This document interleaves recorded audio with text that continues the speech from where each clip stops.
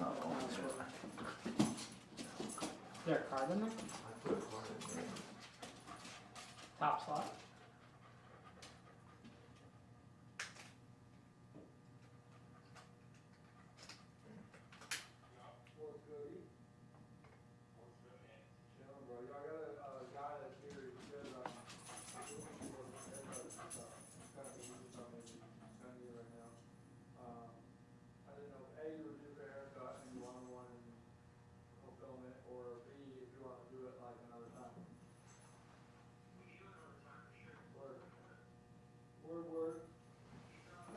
It honestly wasn't that bad of a ride. Like if I could set up enough people between like here and like somewhere, I would come back up there. Yeah, if there's ever people you want us to connect you to or whatnot. It really truly wasn't like awful this morning.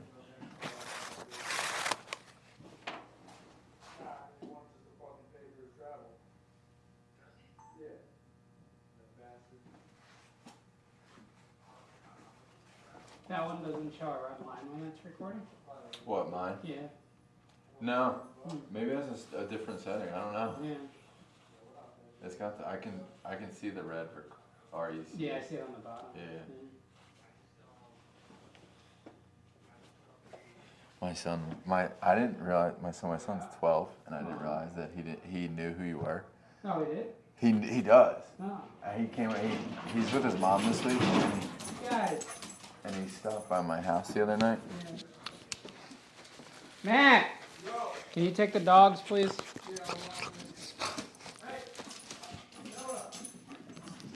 You should, we'll give you one of the figures to give to him.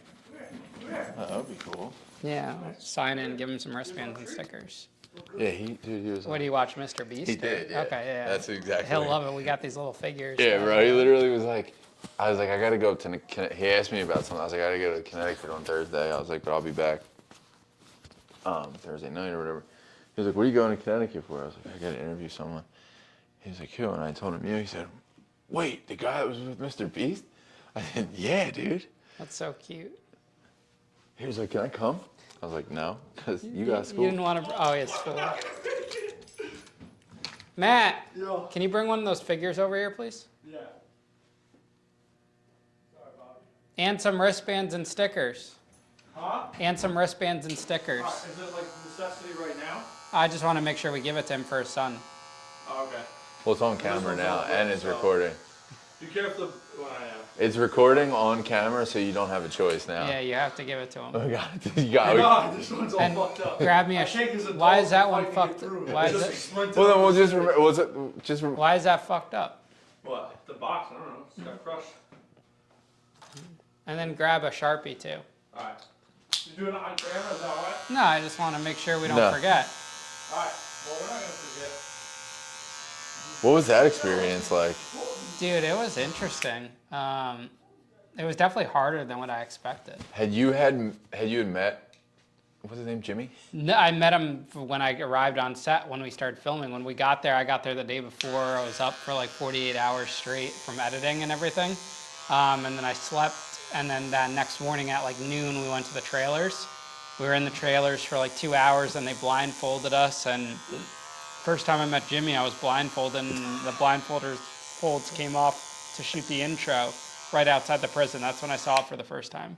All right, now, that's a hell of a way to start this, right? Because it's like, did you ever think when you started your podcast Locked In that you would be blindfolded and meeting Mr. Beast at a certain point down the line? Dude, that's crazy. I didn't even really know who Mr. Beast was until like this past year, because then he really started going mainstream, like doing more social media stuff and influencer and everything.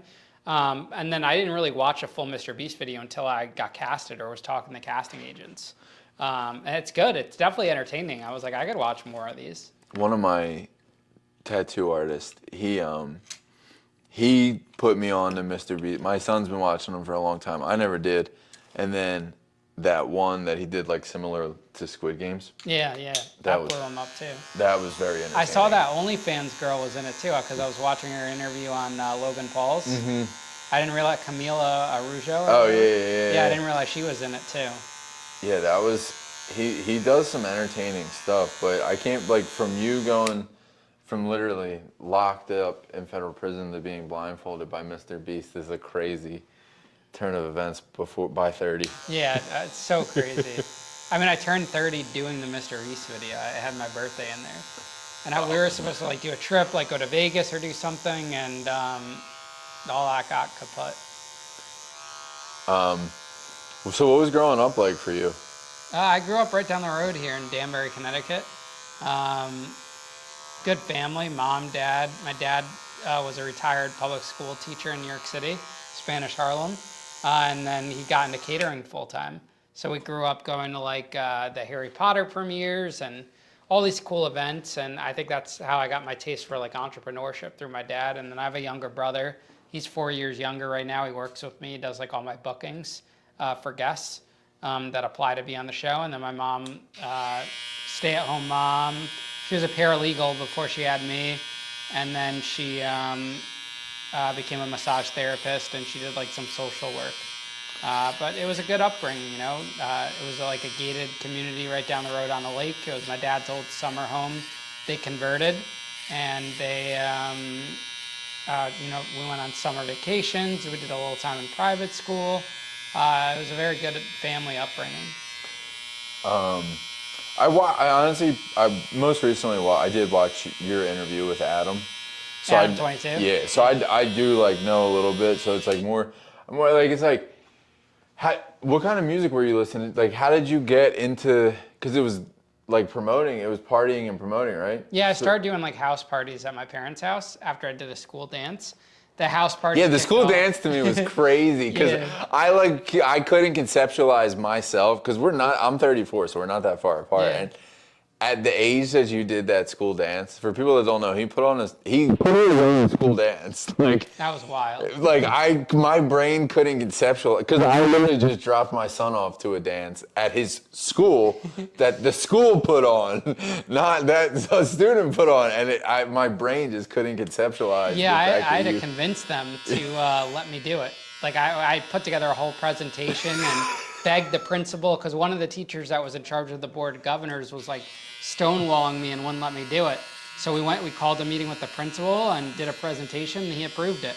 So I did that school dance. Then eventually I would help them run like the homecomings. I hosted my junior prom, did the after prom party at my parents' house. We rented like a tent, it was crazy. You know, we did crazy things. The parties were insane. We had like tailgates for the football games. I mean, I look at like what the kids have now at the high school, and it was just like such a better time back then. Oh, dude, everything was better back when we were growing up, bro. Yeah, it was so the dances, the kids don't really do house parties now, and like our house parties were definitely the best. We went all out. Like we had chips, snacks, sodas, we had liquor, we had everything. It was just a good time. Food, DJs. We had a dance floor. We had like we put porta potties in. It was crazy. Were you were charging for people? $5 for a solo cup. My parents didn't know we were serving liquor, but on our patio we had like a full bar, and the upperclassmen would bring liquor. Yeah, they would buy liquor with their fake IDs and do $5 a solo cup. We had Pong. Dude, they were crazy parties, and then that's kind of what sparked my platform, like my So did you guys promotion have kegs? Like, No, we never were into kegs. No one did kegs. I think one upperclassman did like a that's so, party that had see, a keg. that trips me out too, because like we did kegs in the woods. Yeah, that was like my dad's era too. He said that they used to do keg parties in college. We didn't do that. No one ever had kegs. What year did you graduate high school? 2013. I graduated in 09, and we were doing kegs in the woods. Yeah. I mean, the upperclassmen used to do kegs, but I think like my era and group and stuff, they weren't into that. They were, seltzers were starting to become a thing, the White Claws, all of that. So it was just I different. guess that is true too. That like the Four whole Locos. Yeah. That's what they were into. Oh my god, dude. And we were drinking Dubra vodka, a lot of jungle juice.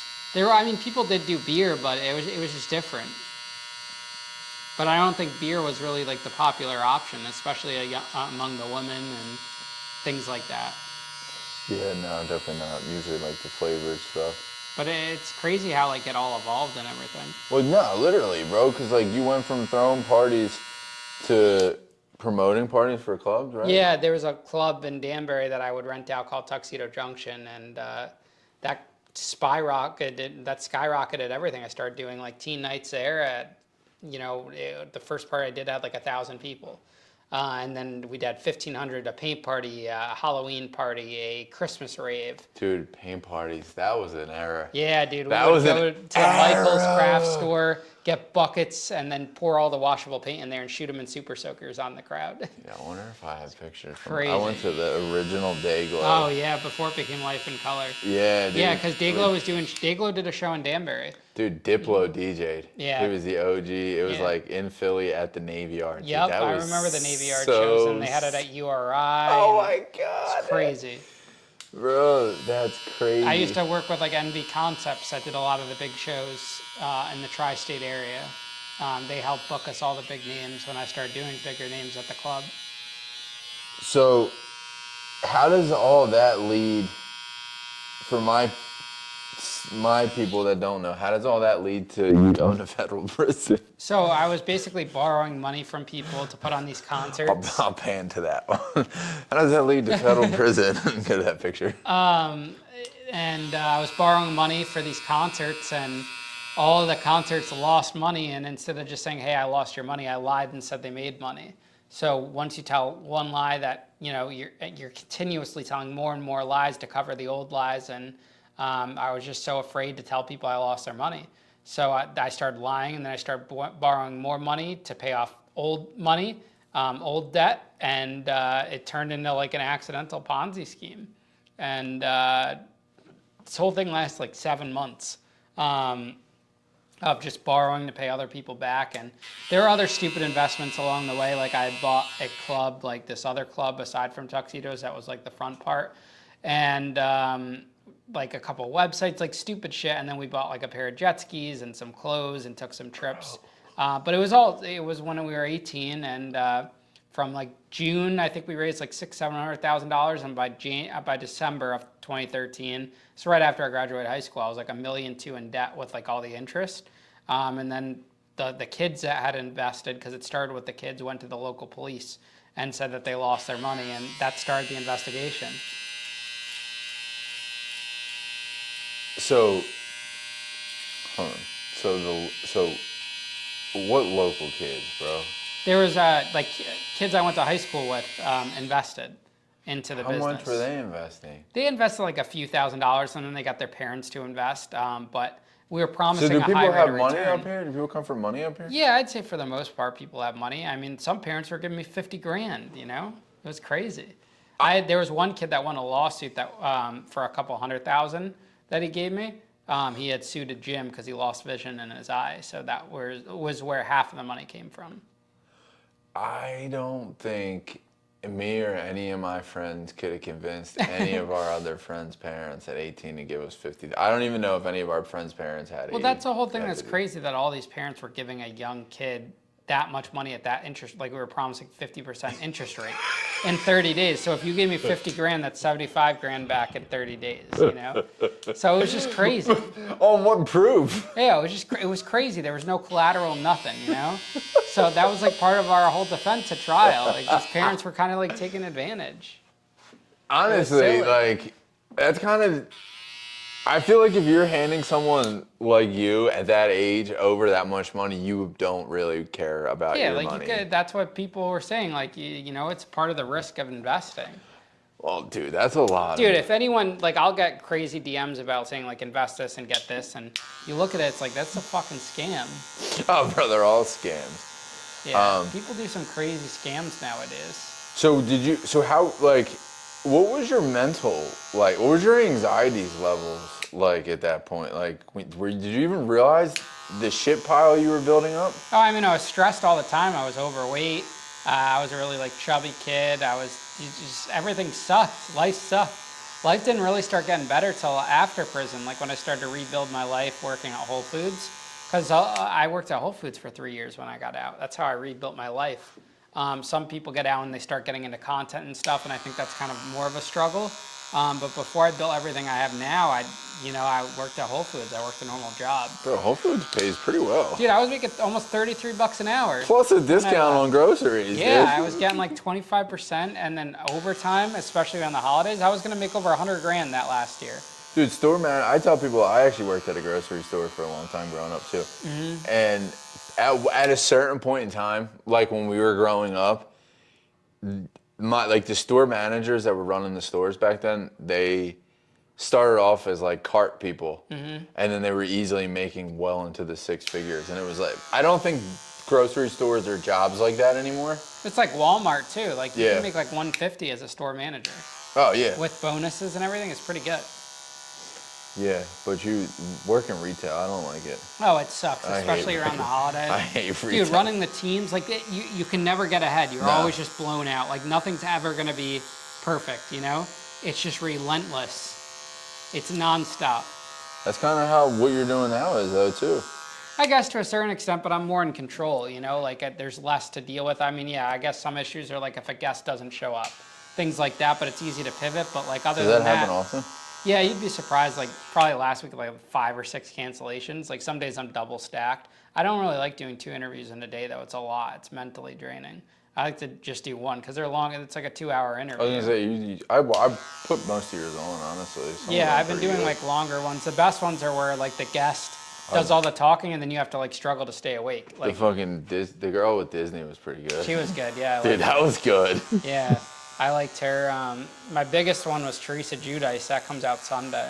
That's gonna be good. Yeah, that's a big one. The Bobby Shmurda one was pretty. Yeah, that blew me up. That's got Yeah. over 1 million streams on Spotify. Dude, I'm not gonna lie. I was telling Maddie, as I saw you guys posting all of your stuff as that was going, I'm like, shit, dude. These guys are gonna cancel on me. They're getting really big. Dude. Nah, I would never do that to someone. They're getting big, dude. Nah, I mean, you see it. We're just me and Matt. I even hate like referring people to Matt, but it's like I just can't handle it anymore, you know? No, it's a I don't lot, want to dude. be that guy I do that's every. like talk to my assistant, but you know? No, it's a lot, bro. Like, especially if you're stacking them the way you're stacking them, and you have to keep, like, you have built a platform now that you need to. Do you feel like that? Do you feel pressure that you need to continue, like, keep them coming now? Like, people are waiting. Yeah, for I them? mean, there's always that, like, I know I can't do less than 5. Like, the thing with podcasting, this is where people get wrong. Whether you start at 1 episode or 5 episodes, you have to consistently put that out for the audience. Most people you see where they struggle to get 1 episode out a week, you lose your audience, you know? So when I committed to 5 episodes a week, I had to think, will I be able to do this like forever? You know, can I push this much content out? And the answer was yes, because 1, I do all my own editing, and 2, there's an abundance of guests. You know, I could technically do 7 days a week. Yeah. Be a little crazy, but it's possible to do. Most people are not consistent with it. Like my girlfriend started her podcast. I told her, listen, you have to post every day clips, and you have to post your episode at the same time every single week. And one of the keys, like when I started, was a lot of podcasters will take off for Thanksgiving. For Christmas, I always had an episode out, even if I had to change a day or whatever. There's some people I see some shows that are like, we're taking a week off. We'll see you next week. A lot of people do that. Yeah, that's like as a barbershop. If you're closed on the day someone needs a haircut, they're gonna go to someone else. Yeah. And then you could lose them. What if it's someone that they like even a little bit better or something? It's you know? funny you say that. Because I've been, dude, cutting hair is how I pay my bills. Mm-hmm. And because I have been putting more energy into doing these interviews, because I mean, I haven't monetized shit from this yet. I enjoy doing them, and I believe that I can at some point. Mm-hmm. But I have noticed, to your point, when you're not there the same, like when you usually are, people stray. Yeah, you got to be reliable. Yeah. You got to show up. You know? Yeah, dude, I kind of had to like take a hard look like 2 weeks ago and was like, oh shit, dude, I'm like way less busy than I'm used to. Mm-hmm. But then I looked at my social media and I was like, it's literally all interview clips. There's no haircut. You know what I mean? Yeah. Like, You but got to show up. yeah, that's the thing. It's just consistency.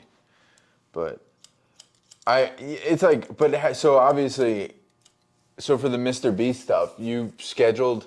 Yeah, so the only reason why I did Mr. Beast was because I looked at like my spreadsheet and episodes, and I had like 70 episodes banked up because I was recording like a bunch at the time. And when I went from 3, because I was doing 3 episodes to 5 episodes, I already had like a little backlog. And when you're recording every day, it kind of builds up.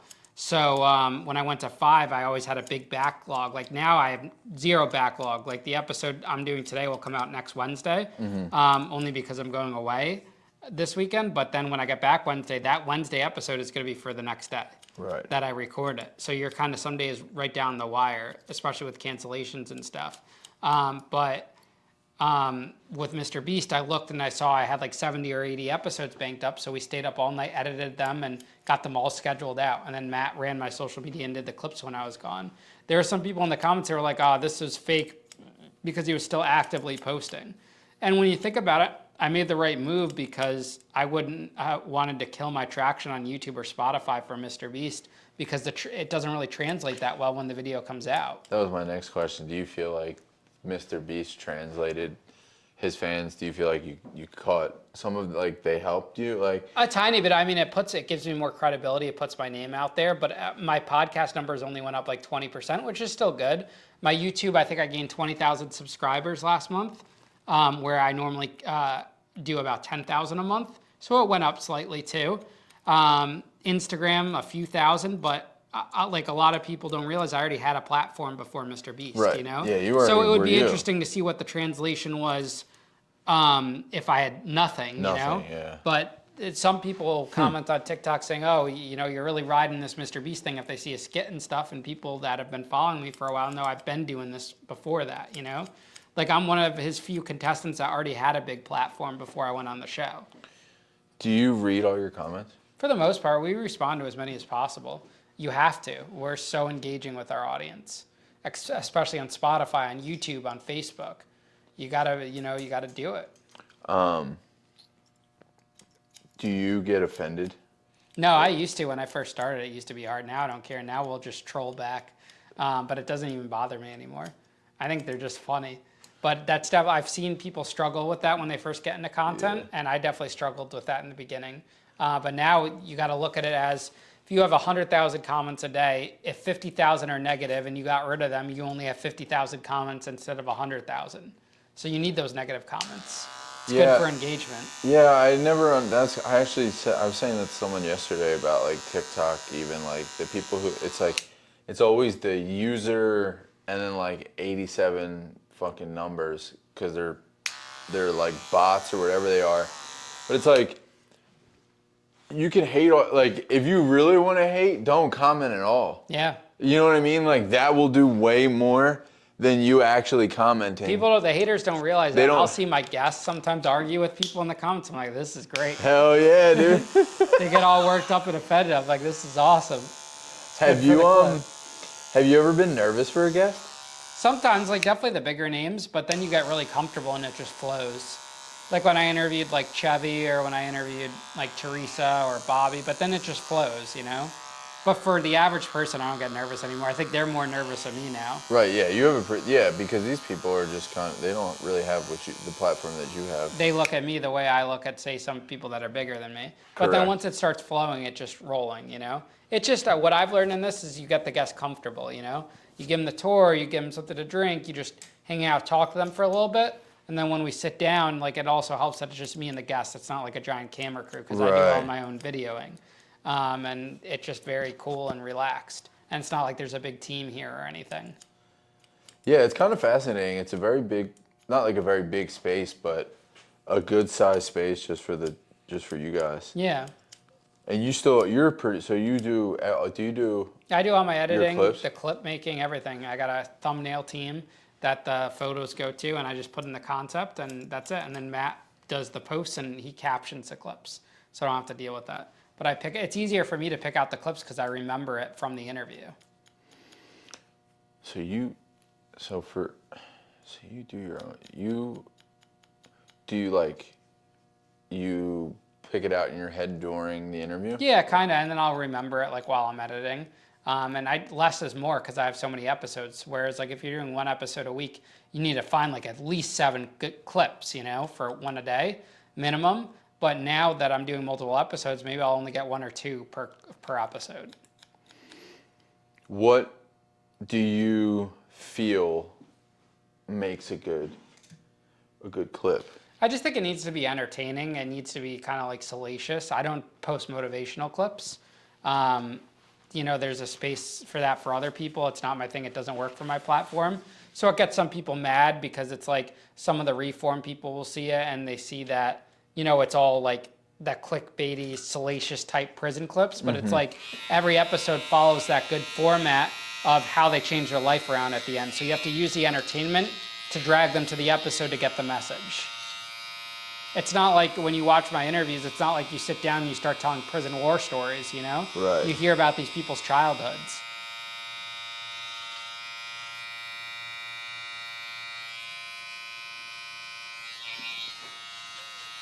Do you think you could clean up the beard and mustache too? I normally just keep it like a nice stubble. Like a little bit of hair showing.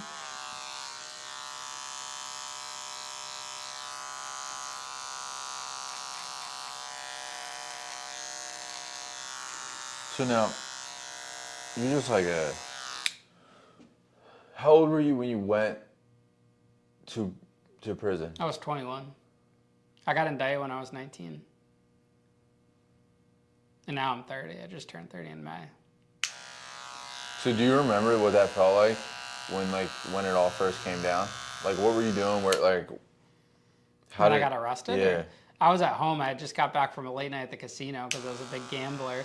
I lost money and I was like just falling asleep. It was snowing that day. It was in January and they knocked on the door really loud. I looked outside. The whole house was surrounded. IRS, FBI, state police, local police. It's crazy. Dragged me out of the house. You were still living at home? Yeah, I was living at home throughout all this. I only moved out for like 3 months or whatever to live above the club, and then I moved back. Yeah, it was crazy. So your parents were home when... Yeah, my mom came rushing down. It's like 6 o'clock in the morning. Did she have any idea, like, what you were... At that point, they knew what was going on because of what that we hired the lawyer and stuff. But while everything was happening, no, they had no idea. I stayed very quiet about things. How did you get away? Like, what did they think you were doing? Just running a business. I mean, I just didn't talk to them about anything. I never asked for advice. I wanted to do things my way. I wanted to learn things my way,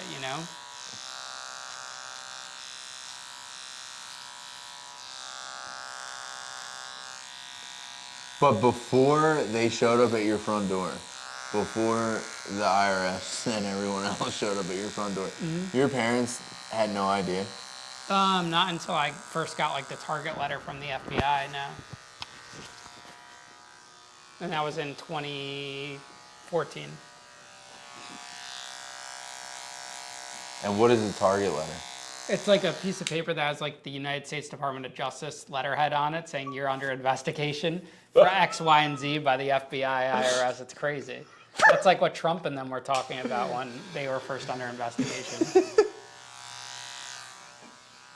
Bro, my brain can't, I don't know. I'm trying to think like what I was like 2013, 2014, right? My son was born in August of 2013. I was 21. I was 21, 22. And he was born August of 2013. That's So I was cutting hair and I had a 1-year-old and you're fucking under investigation. Were you and his mom together at the time or? We were together. We knew each other, like we grew up in the same neighborhood. So we were together kind of like towards the end of high school into college and then split like very shortly after he was born. Are you with anyone now or? No, I was telling Maddie, it's actually kind of crazy.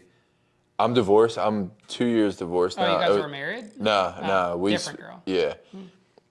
I was married for 2.5 years. I actually got married October, what's today, the 9th? Yeah. I got married October 10th in 2021 or 2022. Short marriage. Yeah, it was a very short marriage. It probably shouldn't have even happened. It was a toxic relationship. Well, you rushed into it or? Nah, dude, we were both young, we both had kids, and we were both kind of just looking for the wrong things in relationships. We were just looking for the wrong things. Like, she's very hot, her face is like very plastic, her tits are fake. She fits the mold that like a 20-something, a late 20-something, mid 20-something's looking for at that time. Yeah.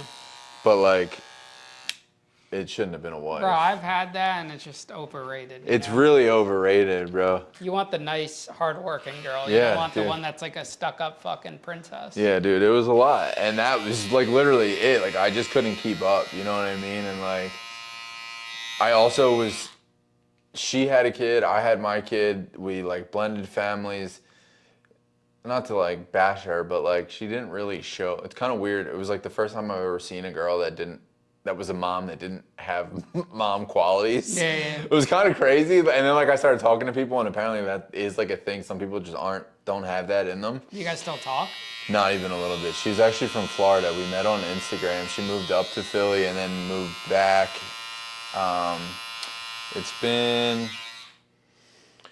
We haven't talked. It'll be about a year in like January since we've communicated. So my man's back on the market. Yeah, baby. Ladies, hit him up. Yeah, dude, I'm back. I'm back.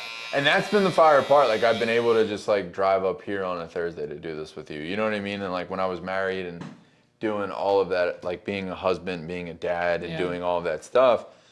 I was literally doing these. Plus, I do photography and videography too. So do you have your own barber shop, or you work out of? No, I just rent my station at a shop and kind of just like float around. So how do the places like the malls work? You don't rent those; they just you get paid hourly, or like I go to the mall to get a haircut, but there's like a boss and stuff that runs the shop. Yeah, they probably get paid commission. Oh, for the haircut? Probably some places get commission, some places pay hourly. If it's like a chain corporate kind of place, Yeah. they generally pay hourly. But like the shop I was at previously, I'm just gonna take this off and switch it real quick and put it here. Hourly plus tips or a shop I was at previously for like I was there for like probably like quite a few years. They were percentage, so I was getting 70% of. I was getting 70%. the dogs are acting up. Oh, your glasses. I'm sorry. No, you're good. See how this cuck came out? Looking good.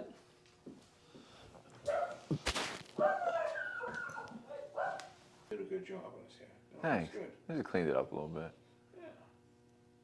See ya, Pops. Enjoy it.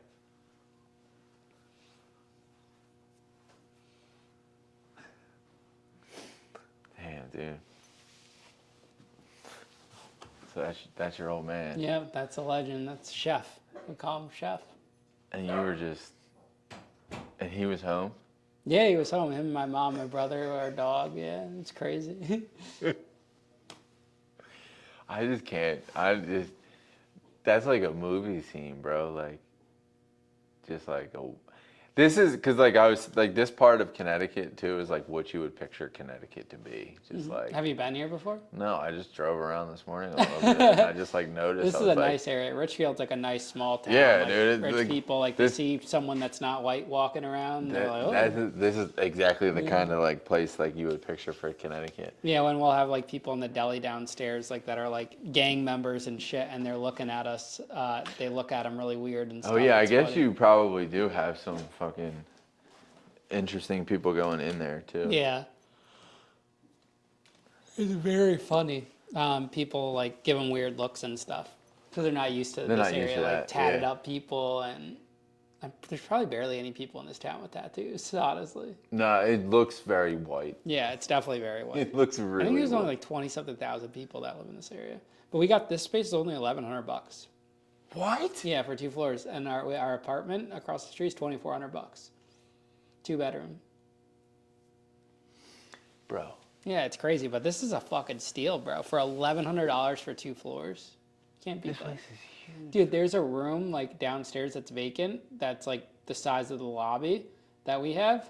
They want $1,000 for it because I wanted to expand and like take it over. I'm not paying I pay No, $1,100 for here. this whole thing. Dude, I was shocked when they said so. Like, I think what happened was so like this space was available, and I thought it was going to be out of budget when we came to look at it.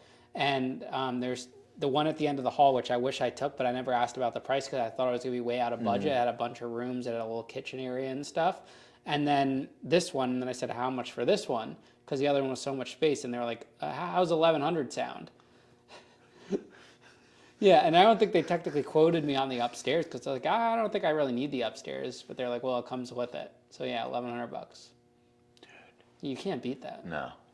No, you can't. And at but all. no one else is going to rent this space realistically. Like it was just empty. It was office space. No, and it's a you would have to know you would like it would have to make sense. Yeah, I think they had no idea what we were going to turn this into, but it's This like wasn't like I mean I watch your stuff, and this was not what I expected this to be just off of the little view that I get on. yeah, we YouTube. customized like the rooms downstairs. I'm redoing my actual personal one this weekend while I'm gone, like putting up paneling and stuff instead of the curtains to make it look like really professional.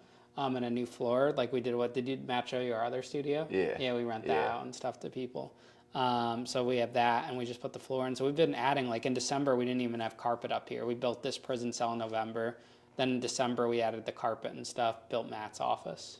So do you have like an end goal for any of this, or you kind of just riding it and Just seeing? keep growing. I mean, the sky's the limit with the podcast. You Yeah. know, it's not like there's no like end. You know. Do you see yourself expanding beyond the face-to-face interviews and like doing more? I don't really want to. Like Yeah. we do skits here and there, but some days I'm like, I don't want to do the skit. you Not know? even skits, but like more of like a docu-series or Oh, like no, that's just- yeah, I'm People just do curious. that. I Yeah, think people that do. markets, I think my format's cool because it's organic. It's not edited. Like I just did something for a Discovery Channel.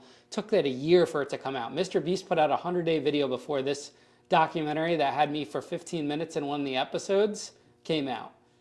I don't edit like my stuff's not edited. I don't cut anything. Yeah. It's raw, organic. You let the guests talk. You get comfortable with them, and you let it rip. You know, I think that's the new way. YouTube. I mean, look at Netflix has announced they're trying to get into podcasts. Like I did see that. Spotify's yeah. doing video. You know, like whoever can make up a good quality product. Like if you look at my comment section, the hate for the most part will have to do with an individual guest, like on an episode. Like they didn't like this guest. So when you're doing 5 different guests a week, it's going to happen. It's gonna happen, But the cool thing is, if I was just doing 1 episode a week and you didn't like the guest, you're going to a different show. On mine, if you didn't like the guest, there's 300 other guests you could choose from, or you go to the one that came out last night or the day after, you know? So you pick That's what actually you want. a really good point. And you can listen to how they talk in the beginning of the episode. And I've constantly, like when I got back from Mr. Beast, I updated my thumbnails. Now I have a hook in the beginning of it. Like I'm doing different things to make the show better. But the quality looks good. I added some lighting behind me and the guest. And then the one thing is like the quality is always great. Like if I was doing 5 episodes a week and the quality sucked, that would be different. That's why I also don't want to travel. When you travel with the set, like we have the gear to travel, but the echo in the room sometimes, lighting, like I don't want to do that, you know? And you're tired by the time, like we'll lug all the shit to California, maybe you get a couple interviews, or I could use like Spotify Studio, but I'm just not comfortable. Like I'd rather be in my set here. I don't want to travel, you know?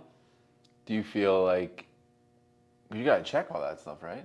Yeah, you have to. So the first time I ever traveled, I put it in the 2 big like gun type cases. It was $500 one way. I was like, we're never doing this again. So then I got actual lightweight travel. We got it down pat. We could fit all the gear in a backpack and 2 of these long type suitcases, and it's free because with like Delta with my points or whatever, we have the like because I'm a medallion member, it's the 2 check free bags. So we got it down to a science now for travel. But do I want to lug everything? No, it's just And you I don't don't have a wanna do it. team. Like some of these people that you see lugging people. Yeah, lugging and I don't things need to. I more have of so a many team. people willing to come here, and we could fly people out. There's so much we could do. Well, if you have the ability, the financial ability to fly people out, I think that change. Most people come on their own, though. I think that, which is. Yeah. Do you feel like your guest? Because obviously you have a certain dynamic of guest. Do you feel? Do most of them come on because they have like a? Do they have a story to tell or a product to sell? I think most of them have a story, but along with that comes a product, you know, whether it's like a speaking thing or they want to get into business or they want to get into content or they have a book, you know. I mean, if you come on the platform and the audience really likes you, that book's going to sell. But that comes down to how you tell the story. Sure. Like when you're real and organic and you're authentic and the audience relates, that book's going to sell. You're right. Yeah. I can't control it. The thing could get 100,000 views and no book sell because the audience didn't relate to you or didn't like you. Right. It could also get 100,000 views and the comments are, I just got the book. So that's the kind of the gamble you take. But also I think the difference is why people are willing. It's the same reason why I would go on, like I flew myself out to go on Adam's podcast or to go on a bigger name, you know? I You drove want up here that, this morning. yeah, you want that production quality, you want it professional. Like, I would never fly out somewhere for a no-name podcast, or at the very least didn't look good. I'd go on a no-name podcast if the quality was good. That's why I don't do Zoom interviews or stuff. I don't I'm not like the wasting my Zoom time. stuff. It's stupid. I don't like the Zoom stuff. I'm not gonna waste my time. It's funny you say that because there's a guy I know that they've had some good guests. It's a music-based podcast, but it's all Zoom stuff. Yeah. And that's how they're able to get, I think it gives you an opportunity to yeah. get way more guests because like people don't have to leave anywhere. Mm-hmm. But it doesn't matter. It's not the same. I don't like it either. Yeah, no, I mean, I think that there's so many no-name podcasts, like, people will come on mine because it looks professional too. So even if I had no views, the look of it looks good. It gives them a documentary that lives there forever. And it's consistent. Yeah. And it's simple, and They know what they're looks getting good. Right. too. So I think that's a big piece of it too. Now, since you spent time in federal prison, I don't know. I mean, obviously, I watched your stuff, so like I know somewhat of what your stay was like. And for someone like you, where you were in federal prison, it wasn't the same as someone in like a county jail or something like that. But do you see yourself doing stuff like as far as like prison reform stuff, or like working in that realm? Do you do any sort of stuff like that? Or I don't really do reform, but I'll do I focus on like reentry, and I'll go into prisons to speak and share my story and inspire. But reform, I think, is just kind of like, it's so hard to get reform going. You need government involved, you need all these things, and that's just not what I'm about. But I focus on reentry, that people could change their life and not go back, and inspire people to not go to prison to begin with. Well, it's crazy because I feel like if you don't have someone, but you get out, they just let you go, right? Yeah, they need to focus more on reentry. Like, everything's like reform, we need reform, but let's focus on people not going to prison to begin with. Right. And then let's also on setting them up for success when they got out. A lot of people that are in prison are second-time offenders, you know? So if you could inspire people to get into content or share their story or do whatever, you know? Do you think that starts younger though, like within the cities? Like, because Well, we I can think take the that family, even bigger. Yeah, I mean, the family upbringing, I see that in my show all the time. Like, how upbringing, that's why I like to dive into that in the beginning of each episode, you know? You look at the people's upbringing, and how, like, say a mom gave their kid heroin in 8th grade, you know? Whose fault is that really? So Right. you see those, and it kind of humanizes the guest, because someone that has a headline saying maybe like they robbed someone or they burglarized a home, which is terrible, but let's go deeper into why that person got to that point to begin with, and it's because their parents gave them heroin in 8th grade, got them addicted, they became hooked on it, no one helped them, and they had to start robbing houses to get their fix in. Yeah. So you look at that pattern, you know? And you don't say that it's excusable if they go and kill something or whatever, but it's also you still have to. That's an aspect of it. You know? You do have to kind of zoom out. Yeah, and look at that. that's kind of what the show does. It paints the whole perspective, and obviously it's one-sided because you're just interviewing the guests from their point of view. But that's why the platform's open to anyone. You know? Right, but those people never really had a platform to even give their point of view. Mm-hmm. You know what I'm saying? They just got thrown in jail, or they just got thrown in their situations. But I say because like the bigger city-wise, and like for you saying content and stuff like that, it's like, because I grew up in Philly. It's a big city. My dad's a public school teacher. They don't fund these cities properly to where even at a young, yeah, you're right, 100% starts in the household, but like even when the kid leaves that household, they're like taking funding from, there's no art programs, there's not enough money in some of these major places to fund for these kids to even get into, so they avoid jail in the first place. Like, like if you gave a kid a paintbrush, you know, instead of like demoralizing and dehumanizing a kid for like graffitiing or something like that, put a fucking paintbrush in his hand instead. You know what I mean? Like there's just simple little things, just like, let me just try this, try that. I don't know, but yeah, you give a platform to people who probably have never really had a platform before. And they just want to share their story. It's therapeutic, you know, just to be able to sit and talk about it, not be judged, and get their story out in their terms. Well, yeah, and I mean, I would like to venture and to imagine that, I mean, we still live in a pretty shitty society where if you say you've been to jail, most people are judging you. Yeah. That's just, it's kind of probably what it is. It's definitely getting better now, though, especially when you have like stories like the ones on the platform and me and getting yourselves out there. Well, it's all about just like, again, humanizing it because like when we were growing up, these platforms weren't available for people to speak. So it's like if someone had tattoos or someone smoked cigarettes or someone did something that was like quote unquote taboo, I guess, they got judged before they could even sit there and like plead their case, you know? And It's now we're in crazy. a time of society. So like as a guy though, like I went to an all boys high school. So like was jail was an all guys jail Damn, like all boys high school must have been rough. You know what, dude? People always have said that to me, but I feel like distraction-wise, it was good. There was no real expectations. You could kind of, like, not that, like, I was, like, a super focused kid, but, like, if you were, you could focus more because there weren't girls and stuff like that. Yeah.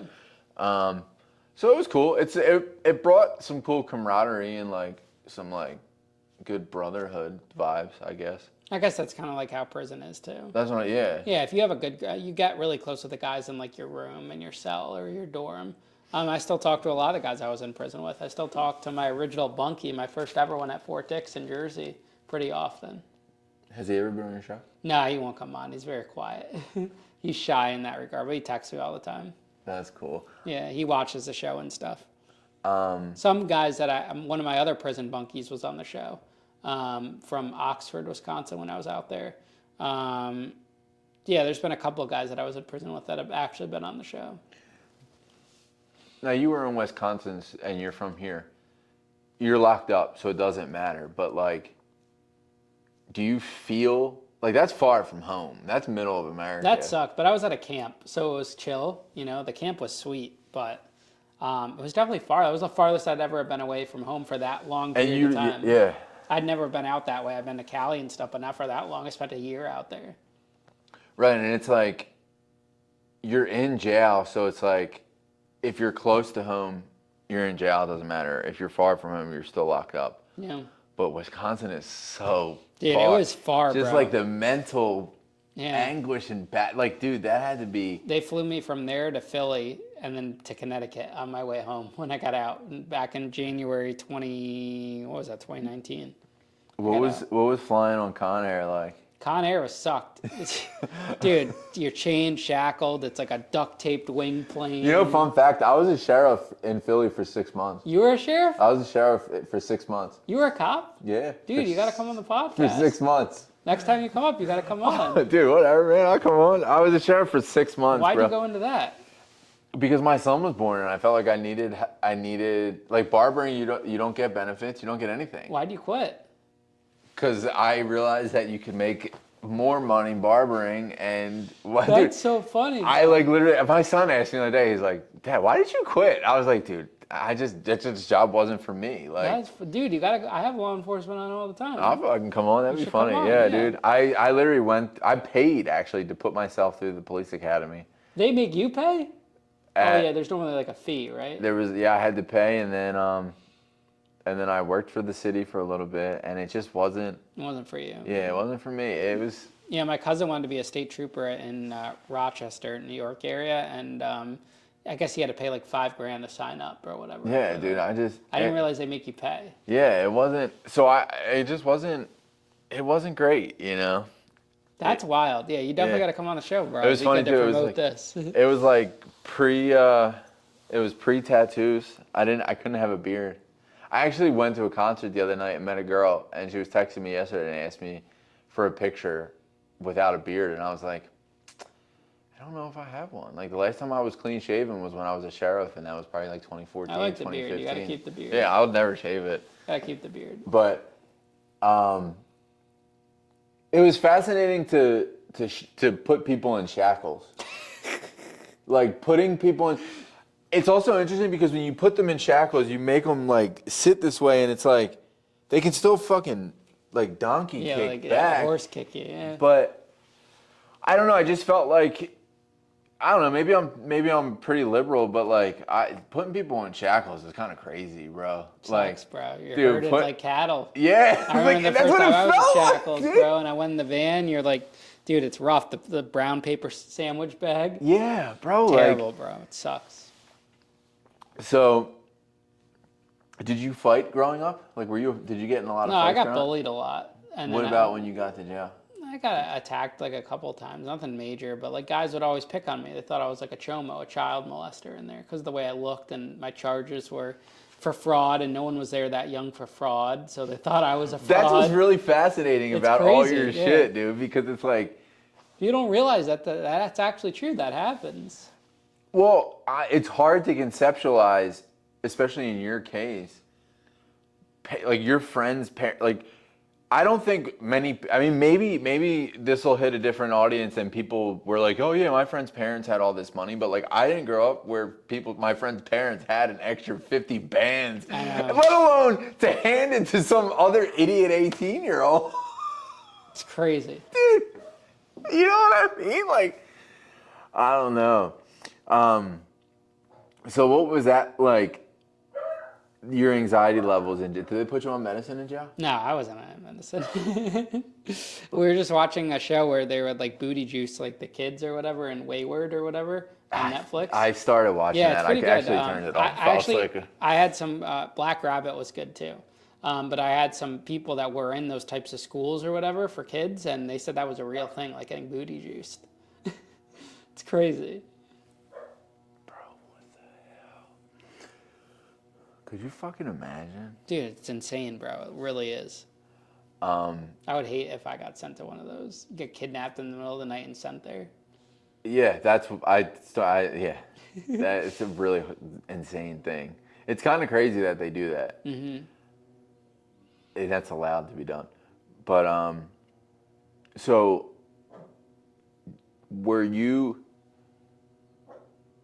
did you feel like you were able to like relax? Yeah, I look at it as like that. I was so stressed for so many years between losing money and running the club and everything. You were almost like grateful that you got caught in a way? Yeah, I mean, I was grateful that I was in prison for sure because it was just time alone. I mean, even doing the Mr. Beast thing, that was time to reflect.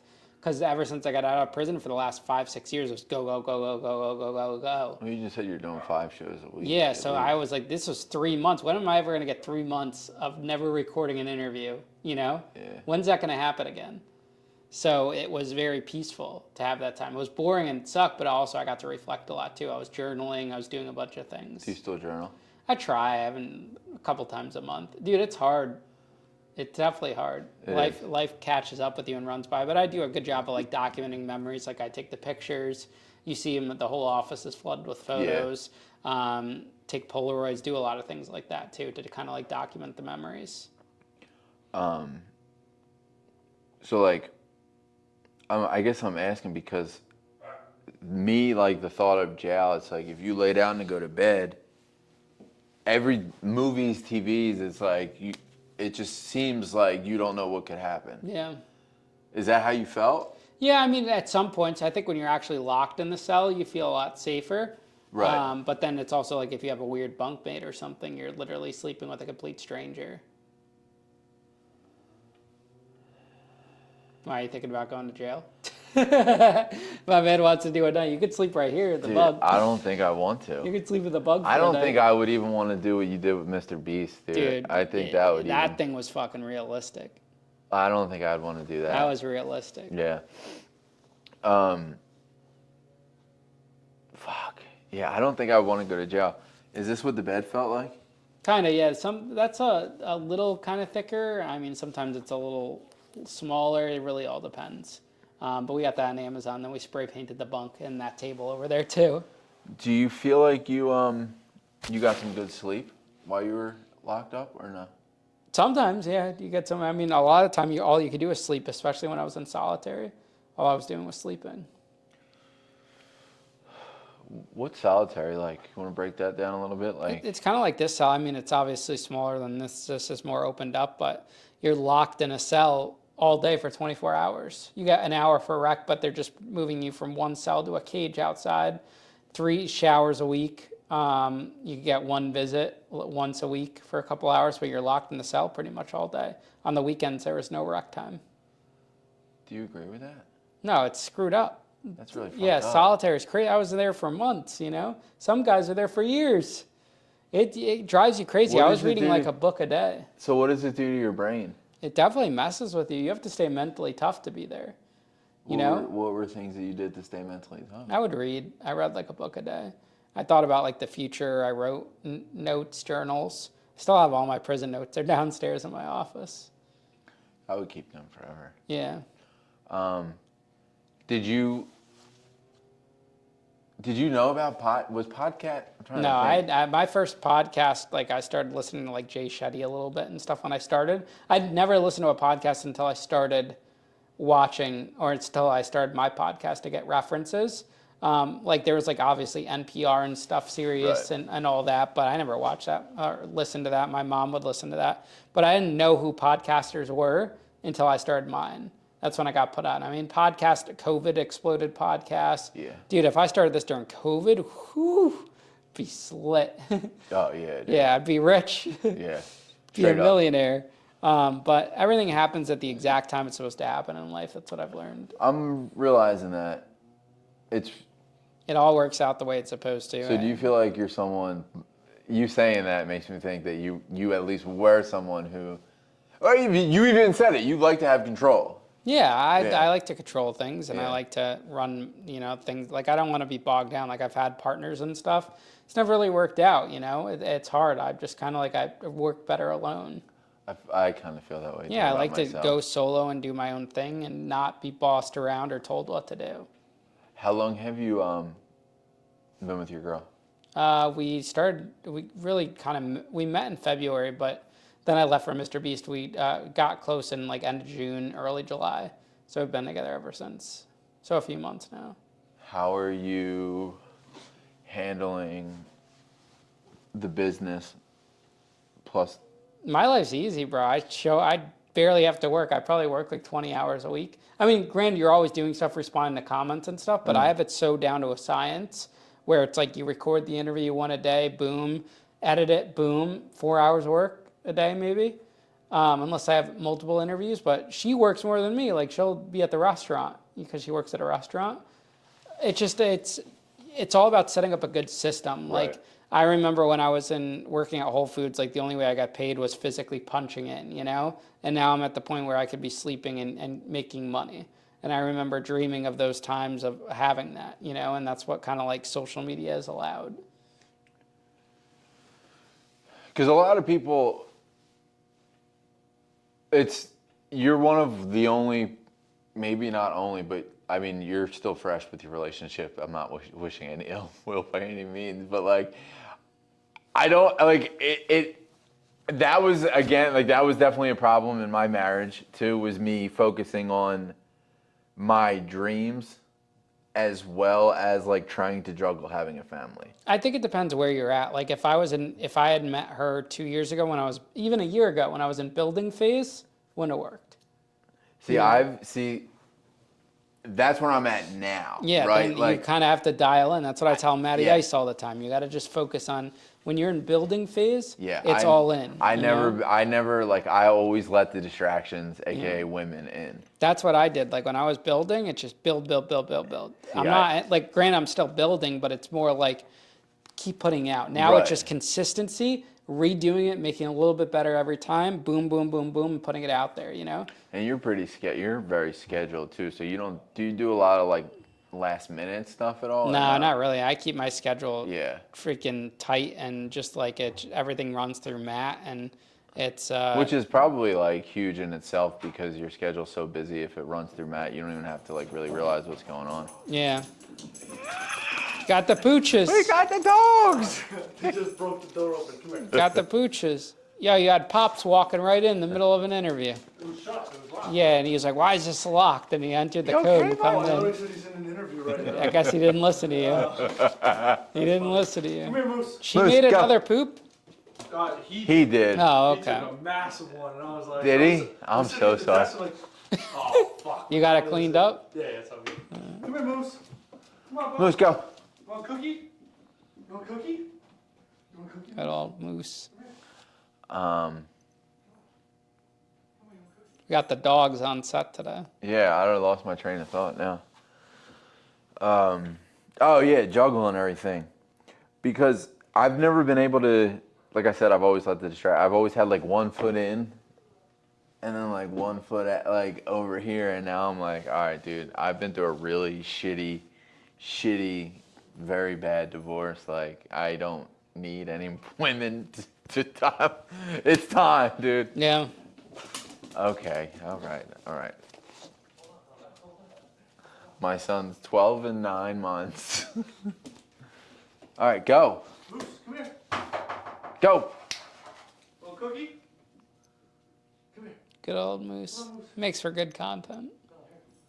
Moose. But yeah, it's a lot to juggle, especially the pressures of the consistency of content. And I Yeah. feel like content can get daunting. Yeah, your content's harder than mine because podcast, it's easy to get clips and stuff. When you have to come up with original stuff every time, it's tough. Like if I was like I have friends like my friend JD, he's always has to make new content, you know? Mine's like, it's just different, you know? When you're doing an interview, it's easy to cut up and put out and it's just different. It is, I know. And I feel like with barbering, it's gotten so tough over the years. Cause like if you scroll back all the way back on my Instagram, you can see like I started off on this page back when Instagram was just pictures. So it's like just pictures of finished haircuts.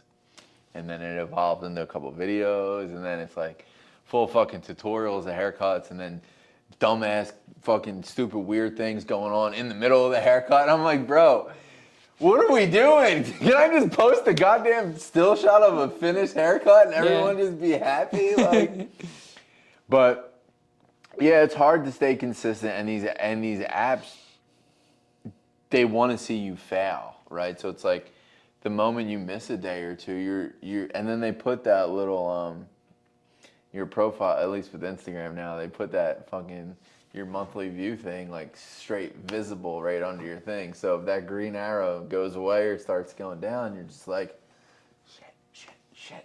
Yeah, it's a grind to keep at it. But you said you have an interview too? Yeah. Yeah, it's 1:53. I guess we'll wrap up, but just two quick things. One, do you have any guests or people that you watch that you would want to interview with or interview? I mean, I'd love to be on like some of the bigger podcasts, you know, like the Rogans of the world and like just bigger names, you know, if that opportunity ever comes. And then, you know, interview-wise, I'd love to get more celebrities that have been to prison, you know, like Martha Stewart would be the ultimate podcast guest. Would be so good, dude. And any of the big people, Tim Allen went to prison, like, you know, any of those people that went to prison would be really awesome to do. Dude. It would be goats. Robert Downey Jr. went to prison too. Tim Allen. Dude, imagine Tim Allen. Bro, that would be legendary. And for people out there, obviously, like, it doesn't have to be like some like gay inspirational shit, but like if someone's like on the fence of doing like, give them something. Just, you know, whatever you're going to start, just be consistent with it. Don't start something and not be consistent. I've gotten to where I'm at now by straight up consistency. I started in my car making TikToks on my iPhone. Now we're sitting in the studio. Oh, you got to make a TikTok with me to Akon locked up in here. I do lip sync on TikTok, like really? that standard millennial thing. That's funny. Yeah. I did a couple when I was waiting for you, and someone literally commented, and was like, "Are you in jail?" You'd be like, "I'm locked up." It was so funny because the cameras are set up and shit, and someone's like, "Are you in jail?" That's so funny. But I'm pretty informal. I don't have a closeout, but thank you for fucking letting me come up here and do this with you. I appreciate you, man. Yeah, I appreciate you, Hell bro. yeah. It's fun. Hell yeah. I appreciate the haircut. Yes. Thank you all. Awesome, bro. Here, I'll stop this.